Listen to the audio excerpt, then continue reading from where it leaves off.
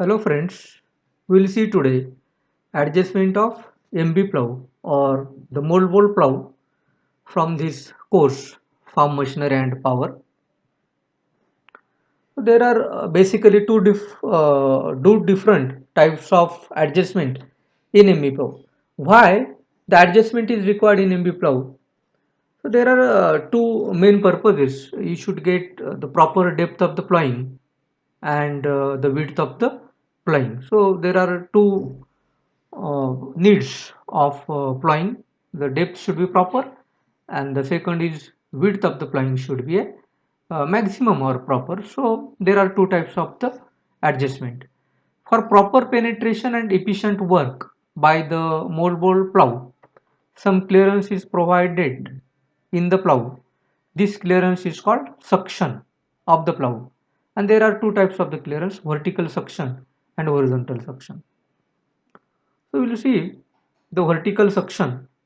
It is the maximum clearance under the land side and the horizontal surface while in working position. You can see in the figure A, the vertical suction. There is, you can say, the distance between the shear and the ground surface. That small clearance or that distance is about 3 to 5 millimeter. That will give you the proper penetration of the plowing. So it is the vertical distance from the ground measured at the joining point of the shear and land side. This point is the joining point of the land side and the shear. From this, the perpendicular distance from the ground is measured and it should be about 3 to 5 millimeter to get proper penetration, and this clearance changes according to the size of the plow. Then horizontal suction. It is the maximum clearance between land side and the furrow wall. So again you can refer the figure in that the distance between the land side and the furrow wall is known as the horizontal suction. Also, a horizontal plane touching the point of shear at its gunnel side and hills of the land side. It is also known as a horizontal suction. The suction helps the plow to cut the proper width of the furrow slice. It also varies according to the size of the plow, and it is also known as the side clearance. Then the vertical clevis. What is meant by vertical clevis? It is the vertical plate. You can again refer the figure of this turn rest plow. There are some vertical clevis or the holes, the number of holes at the end of the beam to control the depth of operation and to adjust the line of the pull. Then horizontal clevis, again the same thing. It is a device to make a lateral adjustment of the plow relative to the line of a pull. Some terms related to the plow size like that. So plow size will give you the width of the plowing. The perpendicular distance from the wing of shear to the line joining the point of shear and heel of land side is called as a size of the plow. We'll see in explanation what is meant by the plow size. In figure you can see the perpendicular distance from the wing of shear.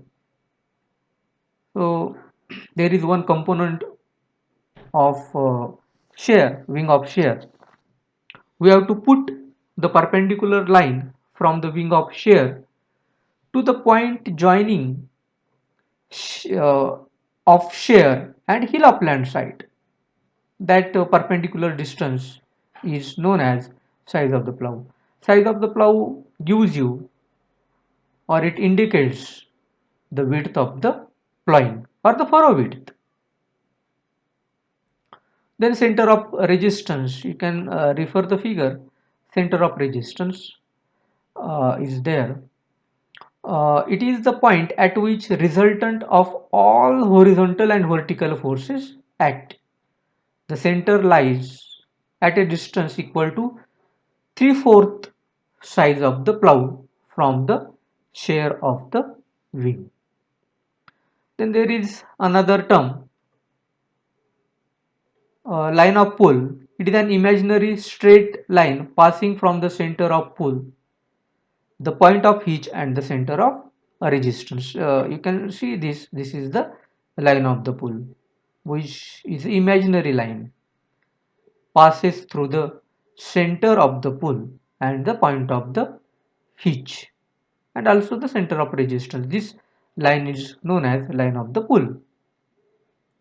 So what is pull? Pull is the force. Pull is the force required to pull an implement. Draft is horizontal component of the pull, yeah, in the direction of the travel. So draft is nothing but the force or the pull which is directed in the actually horizontal component in the direction of travel of the tractor, that is called as the draft. It is measured by dynamometer and expressed in kg, Newton, etc. Unit draft, it is draft per unit cross sectional area of the furrow. So unit draft is total draft divided by furrow cross sectional area, and its unit is kg per centimeter square. Furrow cross section area, in short it is FCA, can be calculated by furrow width multiplied by depth of the furrow, and furrow width is calculated by plough size multiplied by number of furrows or number of bottoms. Power required to pull the implement is calculated by this formula: draft drawbar HP or power, draft in kg multiplied by speed in meter per minute divided by 4500. It is also calculated by the formula: draft is taken in kg and speed in meter per second, and it is divided by 75. Area covered, it is also known as a TFC or a theoretical field capacity, which is calculated by W multiplied by S divided by 1000, where A is area covered in hectare per hour, W is total width of the plough in centimeter, S is speed of plowing in kilometer per hour, and if the efficiency is given, then we can find out the theoretical field capacity by the formula W multiplied by S divided by 1000 multiplied by field efficiency, which is in percentage, divided by 100. Then effective field capacity, which is also known as actual field capacity. It is the actual area covered by the implement based on its total time consumed and its width. And the field efficiency, it is the ratio of TFC and AFC. So actually AFC or effective field capacity should be taken at the numerator, and at the denominator TFC should be taken, and it is expressed in percentage, means the ratio is multiplied by 100. This is called as field efficiency. Parts of the plow, there are different types of parts of the furrow. Actually we can say land furrow, all furrow face, furrow sole, furrow slice, crown, etc. These are the parts of the furrow. And this type the plow we prepared after the plowing, how land is prepared and the dead furrow is formed, and the back furrow we get after the plowing. So what is furrow? It is a trench formed by implement in the soil during field operation. Furrow slice, the mass of the soil cut, lifted and thrown to one side is called as the furrow slice. So you can refer this figure and can see that what is furrow. These are actually the furrows when actually the trench formed after plowing, and the furrow slice is thrown on either side of the plowing or other side of the tractor.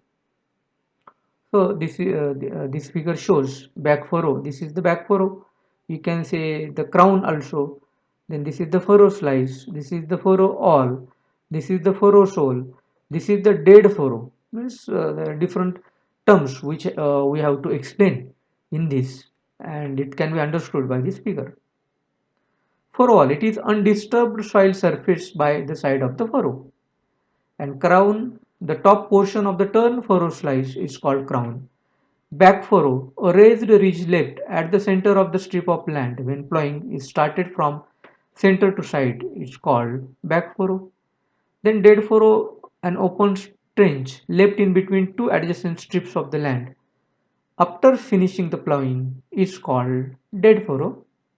Headland, while plowing with a tractor, we can see that a strip of unplowed land is left on each end of the field, for tractor to turn. That land is called as a headland, and that land is plowed after at the end of the operation. There are different types of plowing like gathering and casting. Whenever a plow works, you can see this figure. Whenever the plow works around a strip of the plowed land like this, around a strip of the plowed land, such type of plowing is called as gathering. Casting, whenever a plow works round a strip of, this is unplowed land, and the tractor is working like this. Tractor is working like this, and it works round a unplowed land. This is called as a casting. This is the field. Uh, when casting pattern of the plowing from the edges. This is the gathering pattern of the plowing from the center. Continuous plowing. In this method, tractor and plow never run idle for more than 3/4 land width along the headland and never run in space narrower than 1/4 of the land. So this figure is showing the continuous plowing method. Land plow system, you can work like this. Starts in the middle and leaves a level field, and the headland is the land where tractor takes turn. This is circuitous plowing pattern is shown in this figure. One-way plowing, it requires special type of plow, reversible plow or one-way plow. In this method, no dead or back furrow are left in the field.